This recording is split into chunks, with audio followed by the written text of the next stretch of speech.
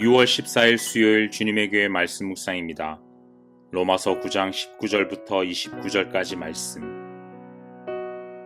혹 내가 내게 말하기를 그러면 하나님이 어찌하여 허물하시느냐 누가 그 뜻을 대적하느냐 하리니 이 사람아 내가 누구이기에 감히 하나님께 반문하느냐 지음을 받은 물건이 지은 자에게 어찌 나를 이같이 만들었느냐 말하겠느냐 토기장이가 진흙 한 덩이로 하나는 귀 있을 그릇을 하나는 천 있을 그릇을 만들 고난이 없느냐. 만일 하나님이 그의 진노를 보이시고 그의 능력을 알게 하고자 하사 멸하기로 준비된 진노의 그릇을 오래 참으심으로 관용하시고 또한 영광 받기로 예비하신 바 긍휼의 그릇에 대하여 그 영광의 풍성함을 알게 하고자 하셨을지라도 무슨 말을 하리요.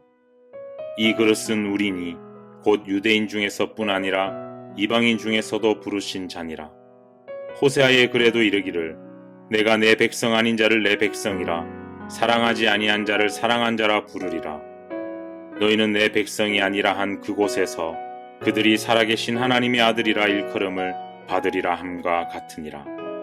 또 이사야가 이스라엘에 관하여 외치되 이스라엘 자손들의 수가 비록 바다의 모래 같을지라도 남은 자만 구원을 받으리니 주께서 땅 위에서 그 말씀을 이루고 속히 시행하시리라 하셨느니라. 또한 이사야가 미리 말한 바 만일 만군의 주께서 우리에게 씨를 남겨두지 아니하셨더라면 우리가 소돔과 같이 되고 고모라와 같았으리로다 함과 같으니라.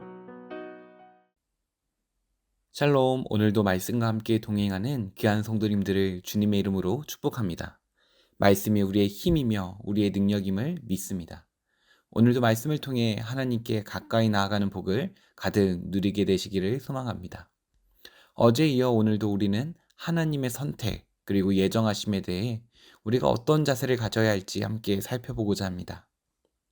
19절 말씀입니다. 혹 내가 내게 말하기를 그러면 하나님이 어찌하여 허물하시느냐 누가 그 뜻을 대적하느냐 하리니 여기서 허물하시느냐라고 번역된 헬라어 언어는 비난하다, 탓하다, 나무라다, 책임을 묻다라는 멤포파이라는 단어가 쓰였습니다. 바울은 앞에서 하나님이 바울을 완악하게 하셨고 긍휼히 여기고자 하는 자를 긍휼히 여기신다는 사실을 선언하며 하나님의 주권을 강조했었는데 이 선언에 대해 제기될 만한 반론이 있습니다. 하나님이 구원받을 사람을 택정하고 예정하셨다면, 즉 불신자가 구원을 받지 못한 것이 하나님의 주권적인 선택에 따른 것이라면 그것은 공평하지도 않고 공의롭지도 않다라는 반론입니다. 어제 말씀을 예로 보자면 하나님이 바로를 완악하게 하셨으면서 그 완악함에 대한 책임을 어떻게 바로에게 물으시느냐라고 말하는 것입니다. 바울은 이 문제를 이사야 29장 16절의 말씀을 인용하여 20절에서 설명합니다. 이 사람아, 내가 누구이기에 감히 하나님께 반문하느냐? 지음을 받은 물건이 지은 자에게 어찌 나를 이같이 만들었느냐 말하겠느냐? 창조자가 자기의 피조물을 마음대로 할 수 있는 것이 정당한 것이 아니냐라는 의미로 당시 토기장이 비유를 들어 창조주와 피조물의 차이를 설명하며 창조주의 주권을 설명합니다. 토기장이는 진흙덩이를 가지고 용도에 따라 천한 그릇이나 귀한 그릇을 자유롭게 만들 권한이 있다는 것입니다. 우리의 교만함이 앞서면 하나님이 창조주라는 사실을 인정하지 않게 되며 그것에 따라 불공평하고 불의한 판결이라는 불만만 팽배해질 수 있습니다. 하지만 이것은 피조물로서 가질 만한 마땅한 자세가 아닙니다. 이를 조금 더 현대적으로 비유를 하면 더 이해가 될 것 같습니다. 교도소에 있는 죄인들에 대하여 광복절 특사 등의 특혜가 주어집니다. 죄인들이 죄값을 치르는 것이 마땅하지만 특별히 몇 명을 선정하여 그 죄를 감하여 줄 때에 선택된 죄인들의 자세는 마땅히 심히 기뻐하며 감사해야 하는 것입니다. 그렇다면 선정되지 않은 죄인들의 슬픔은 이해가 되지만 그들이 이것에 대해 불공정하다고 불공평하다고 따질 수 있는 자격이 있을까요? 그렇지 않습니다.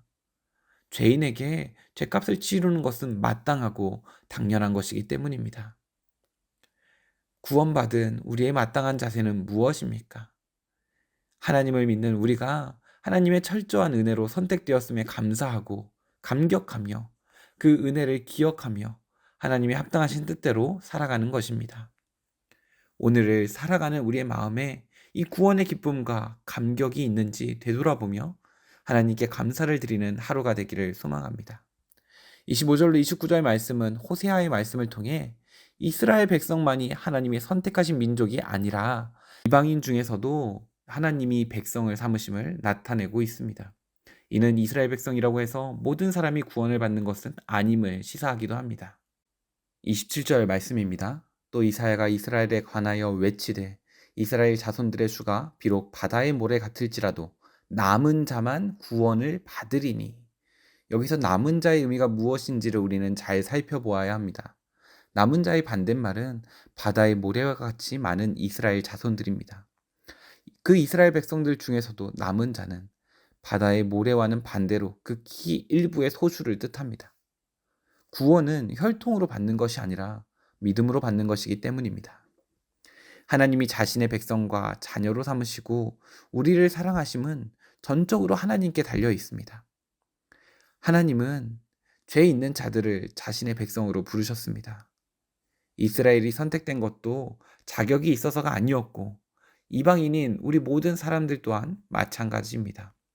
바울은 죄인들의 부르심이 이미 구약에 기록된 것임을 되새기며 이방인들에게도 구원이 있으며 유대인이라서 다 구원받는 것은 아님을 상기시키고 있습니다. 이는 우리에게 은혜임과 동시에 경고의 말씀으로 느껴지기도 합니다. 누구든지 믿음으로 구원을 받을 수 있음은 은혜이면서도 유대인이라서 다 구원받는 것이 아님은 교회를 다닌다고 해서 다 구원받는 것이 아니라는 사실을 깨닫게 합니다. 매주 교회에 오고 예배를 드리고 기도를 하고 큐티를 한다고 해서 구원을 받는 것이 아니라 마음으로 믿고 입으로 시인하는 참된 신앙을 하나님께서는 구원받는 자격으로 여기셨음을 기억하며 오늘도 참된 신앙을 가지기 위해 몸부림치며 하나님이 나를 구원받을 자로 선택해 주심에 깊이 감사하고 감격하는 우리가 되기를 소망합니다. 기도하겠습니다. 좋으신 하나님, 죽을 수밖에 없는 우리를 택하시고 불러주심에 감사드립니다.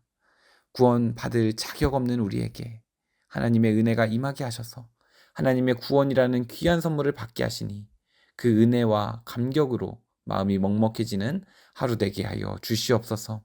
형식적인 종교 생활을 벗어나 예수님을 인격적으로 믿고 만나는 인생 되어 참된 신앙을 고백하고 입술로 선포하게 하시며 오늘도 이전의 나의 모습을 벗고 하나님이 기뻐하시는 모습으로 살아가기 위해 몸부림치는 하루 되게 하옵소서. 감사드리며 예수님의 이름으로 기도합니다. 아멘. 오늘 주신 말씀을 붙들고 가정을 위하여 함께 기도의 자리로 나아가겠습니다.